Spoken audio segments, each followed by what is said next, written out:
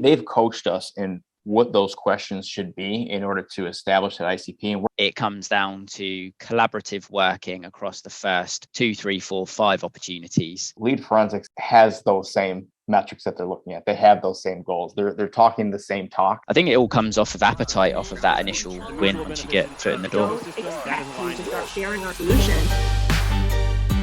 Welcome to Make Them Famous, the podcast about partner enablement. The only podcast to uncover both how partner teams enable their partners and how other department leaders enable their partner teams to achieve success. And we cannot make this amazing podcast for all of you without sponsorship. It takes a ton of time and energy and money to get this thing going and keep it going. So we reached out to a few of our favorite partner enablement technology platforms for this sponsorship. So I'm going to go ahead and show you who we brought in. First, PartnerStack. PartnerStack is the #1 rated partner platform for software companies. PartnerStack works with top companies like Monday.com, Unbounce, who was just on the podcast, Intercom, Webflow, some of the companies that use PartnerStack to make sure that their partners are happy. We advise many of our post-program market fit clients to demo PartnerStack when they are ready to scale revenue through partnerships.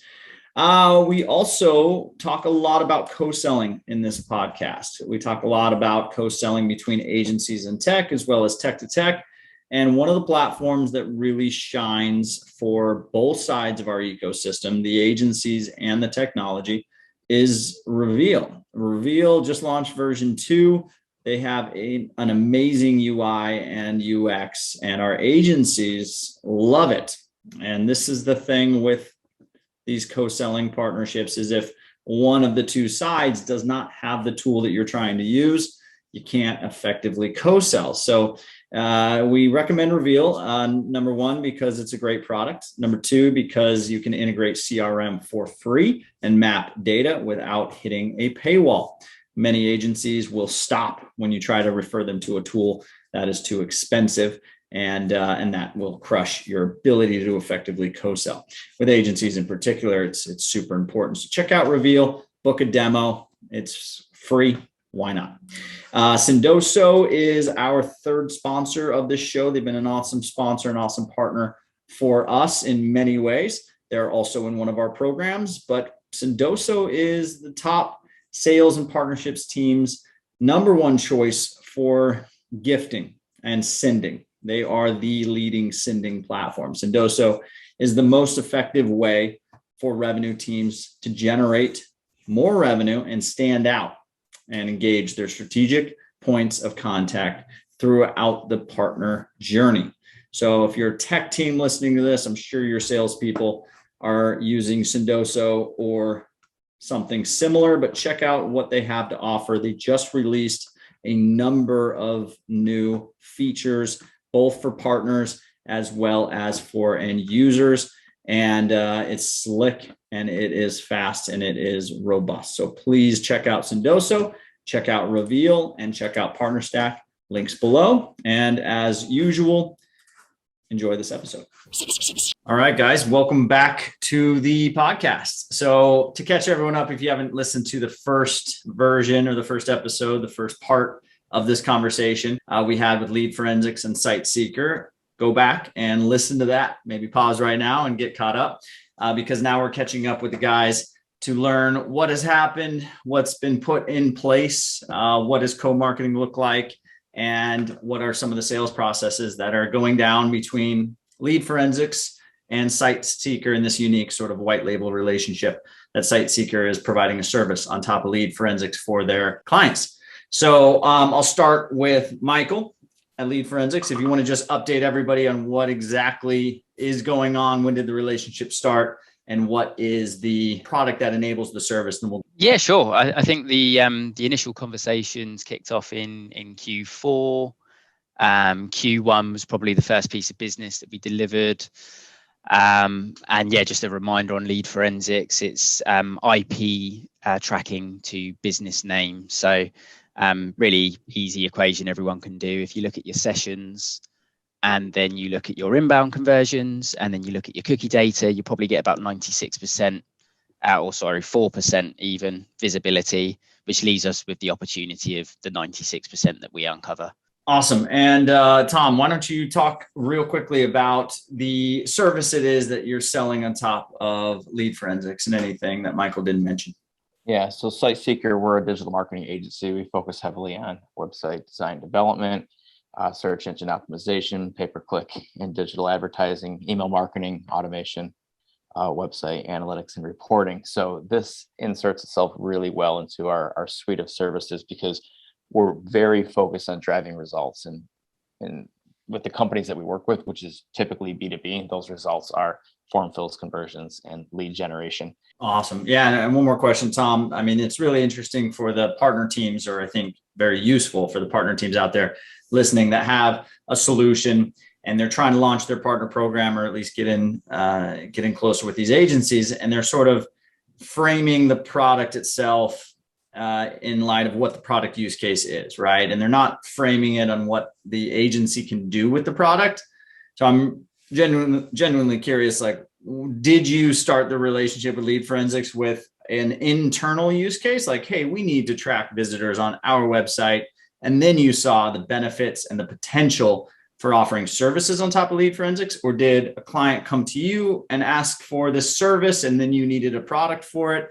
How did that start? And when did the mentality change from this is a great tool for our website to this is a tool that we can sell a retainer service on top of and win new business around?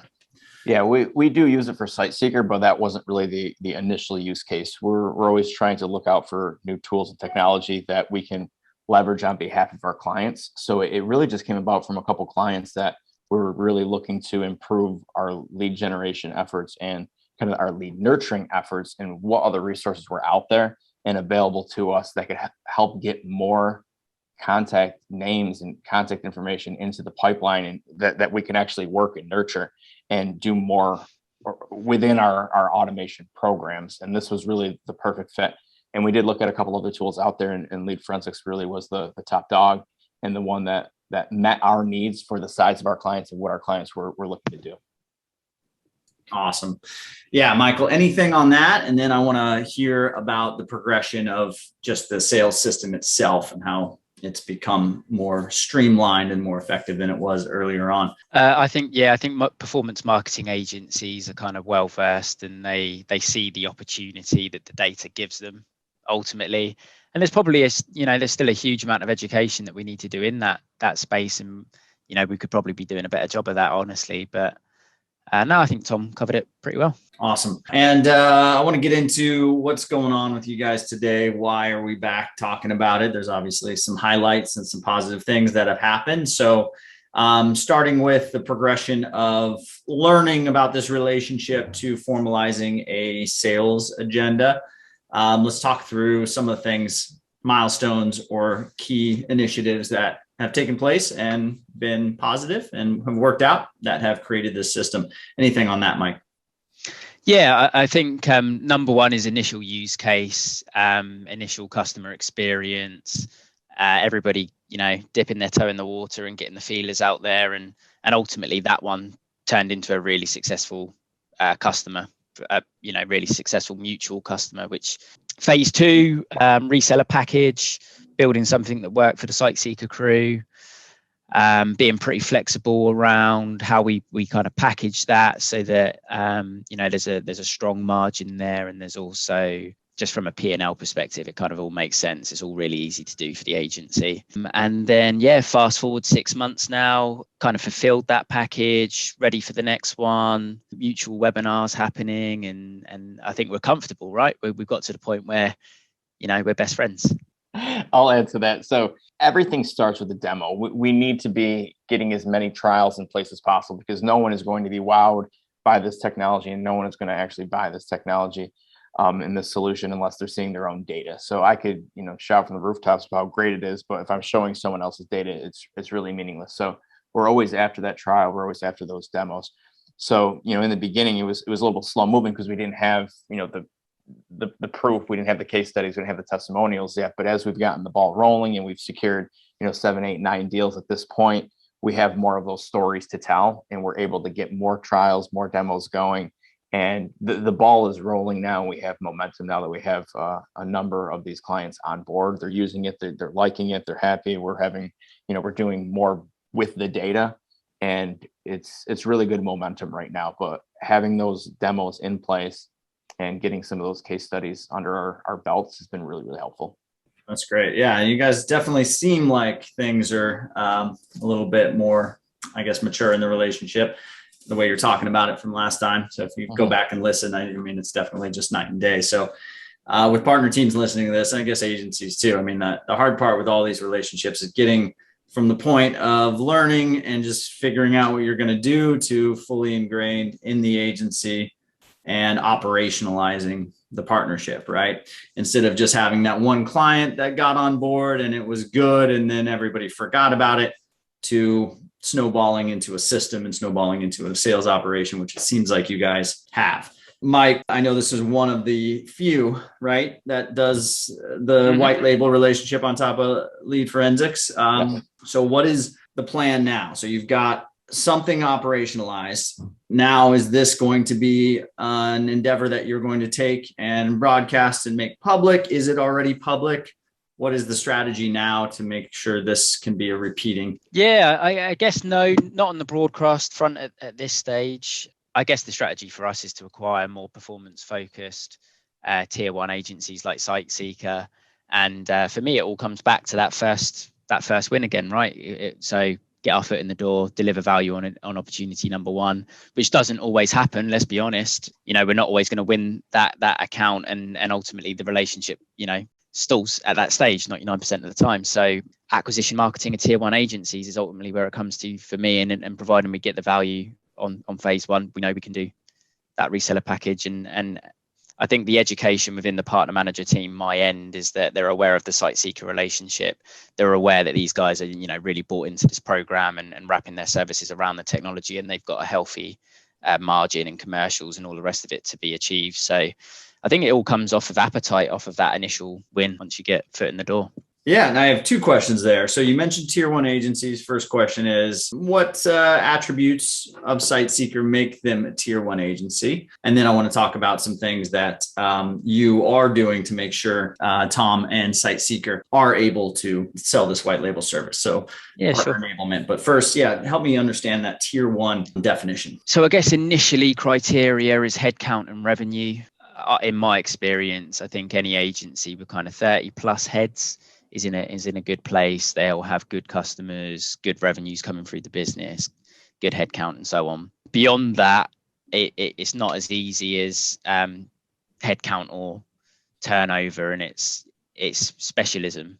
There's so many agencies out there. There's so many services provided, and I think we touched on this last time round. Having a performance-focused, ROI-focused agency, our solution is just so much well suited to that market.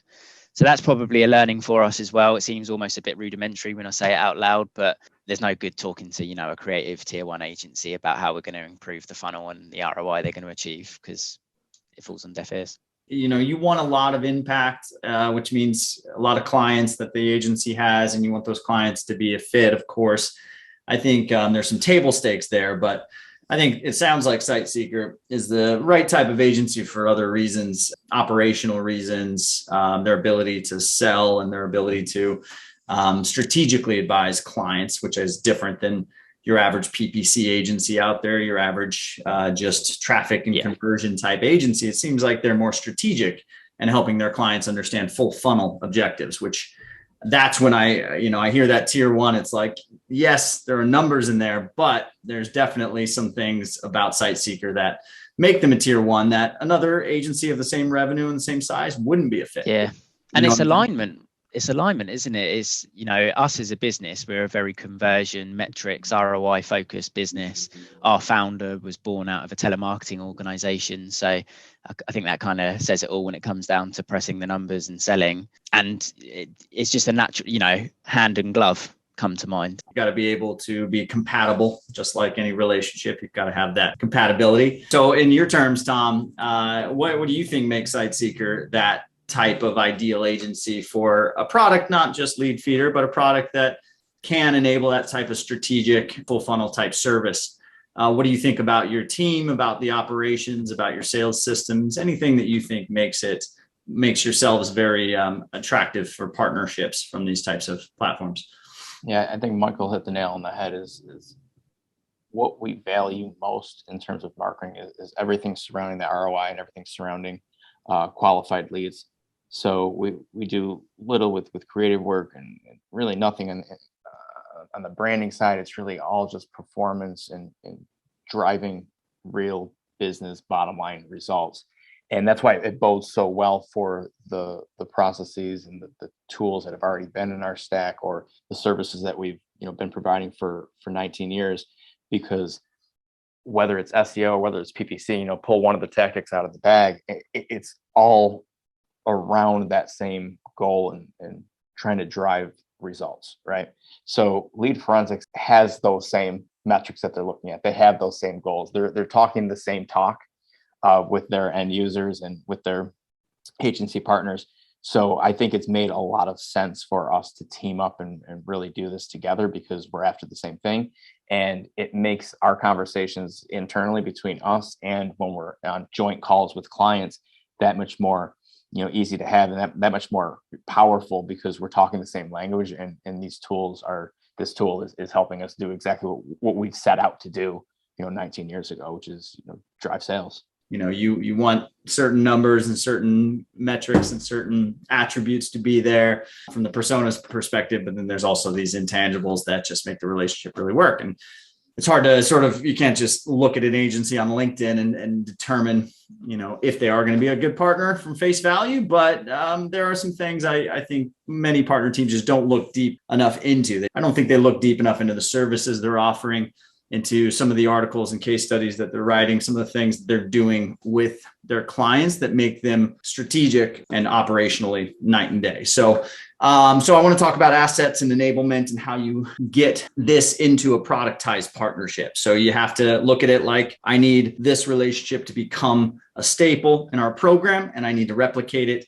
and I need to make this something that we can do again. So that means assets, that means processes. So let's talk about just some of the things you're either doing now or have done or are thinking about doing, Michael, to make this into an operational engine for your partner program. Yeah, sure. And one other quick point on the previous, it was a podcast. I can't remember if it was one of yours, but basically it was HubSpot talking about a UK-based partner who were their number one partner. And when they went through that discovery phase with them, they had, I think it was a one-man shop with no clients. But from that initial conversation, from that initial discovery, you could tell that the kind of commercial appetite and aptitude was there.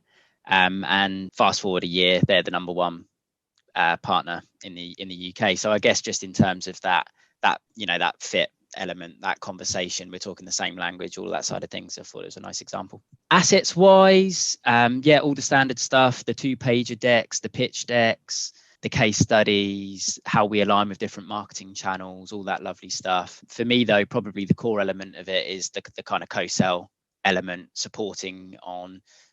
Certainly for me, when I have conversations with agencies who have that appetite to be more than just a referral partner, it comes down to collaborative working across the first 2, 3, 4, 5 opportunities. Come and learn how we do this thing. Let us show you how it's done, because I've had it in the past where agencies, right, we can resell X, we can resell Y, we can definitely do this thing, and then fast forward, 2 weeks, 3 months, whatever it is, and we don't get the success, and the appetite's lost, and so forth. So for me, that's like the fundamental element of going in the right direction here, is that work collaboratively with us, allow us to show you how we run this process. By all means, add your own secret sauce into that. But there's a few kind of pillars to that model that we have to follow to be successful. Awesome. And Tom, what have been some of the things that you think Leadfeeder has done differently, better, or just uniquely around partner enablement that making sure that you're successful in this whole? The co-marketing pieces, the video, the branded PDFs and things like that. It's been good that they provided them to us. Honestly, we haven't really used them much, and I'll tell you why. we've worked with them to really establish our ICP. We know that it needs to be a B2B company, a certain, number of annual visitors a year. They need to have healthy margins, and we're asking questions about their average order value. They've coached us in what those questions should be in order to establish that ICP, and we're going after those ideal customers. So by the time we're having these conversations, the sales sheets and kind of the printed material, it doesn't really matter at that point. We have the stories, and we're able to really convince and persuade them to get involved in the trial period, just armed with that information, armed with those stories. So at that point, once the trial has taken place, we're already off and running, and we're already selling at that point. I think final kind of anecdotal point is working with a tech channel at the moment, reseller channel. I know a lot of people that work in that space, and not always, it comes back to that point we were talking about a moment ago, like not always is everybody focused on the ROI. Quite often it's, hey, there's a certain amount of MDF here. Let's spend that MDF, let's get it done. And then, let's see where we are in 3 months' time. Whereas this particular hardware provider, it's all about the ROI. So yeah, just we're probably in an age right now as well where it's becoming, everyone's talking about ROI, everyone's talking about digital, everyone's talking about ABM. So it kind of fits into our wheelhouse pretty well.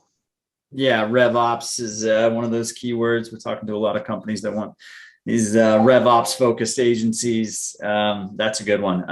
Any agency that's touching more of the stack than the other agencies. I mean, I think especially for a platform like Lead Forensics, it's super attractive. So I'll just say this is a differentiator for us, because there's a lot of agencies out there, right? It's a crowded space, and it's even more crowded if you add freelancers and one-man bands into the mix. But a lot of them they might be doing SEO, they might be doing pay-per-click, and they might be doing it well, but we enter into a whole different field. We're really separating ourselves when we're able to have very sophisticated conversations around that buyer's journey, around that sales process, and we're able to leverage a tool like Lead Forensics to enable those conversations that are far deeper than just here's your traffic, here's your bounce rate. I mean, that was years ago. We're so far beyond that, and this is really helping us be a much better partner to our clients rather than just a vendor. Brings up one other question for you, Tom. I mean, for the other agencies out there that are considering going deeper into the stack, I mean, do you have some advice around working with partners like Lead Forensics to get deeper into your client's stack? Is that a progression that you saw SiteSeeker take? I think it's a combination of clients, what they're looking for in terms of resources and support, and what they're demanding, what their expectations are. And if you're able to be nimble and agile and kind of grow with them and grow with their needs and adapt to their needs, that's one thing. And then obviously always being on the lookout for the best of the best technology and tools that are out there. You pair those two together, and you're really able to give a much better performance and a much better service to your clients than just some of those kind of rudimentary basic type of marketing efforts. Awesome. And any of the tools that are relevant for you guys that would be listening to this and wanted to reach out, how do they actually find out about partnering with SiteSeeker? Yeah, so I could be a point of contact for anyone that's interested in learning more. Site-seeker.com is our domain, and front and center right on that site, you'll be able to find me, find contact information, but also find more information on Lead Forensics, because it's a white label program, a fully white label program. What we've dubbed it as Site Insights. So if you navigate to the Site Insights page, that's all of our information on the solution that we've built out that's being powered by Lead Forensics. And you can definitely learn more there and contact me if interested in getting to know me more, SiteSeeker more, and Lead Forensics more. Awesome. And Mike, for those interested in partnering, what are you looking for in terms of agency partners? And are you the agency partner point of contact?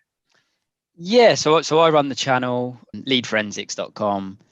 Me or one of the team will be looking after you. And I guess the summary from today is, if you're a revenue ROI focused agency looking to make impact and results, then we're a pretty simple solution to embed into that kind of program. Awesome. Yeah, this white label relationship, it's always interesting. So for those of you listening that want to enable agencies like Tom's, you definitely have to have a solid product. That's first and foremost. Your product has to be demanded by potential customers of those agencies. I think it's first and foremost. Second thing is you've got to be open to flexibility with the partnership. I think also too many partner managers, not you, Mike, you guys are a shining example, but I think too many partner managers try to define their program into a set of a couple incentives and just go to the agency with that. When you need to go human to human, one-to-one, the people inside the agency are going to be your partners and have some open conversation and really build a program that they can call their own and feel like they are a partner, a true partner. I think you guys agree. You're nodding your heads. Good. Take care, guys. Have a good Thanksgiving. Thanks so much. Good Thanks, guys. Sharing our solution.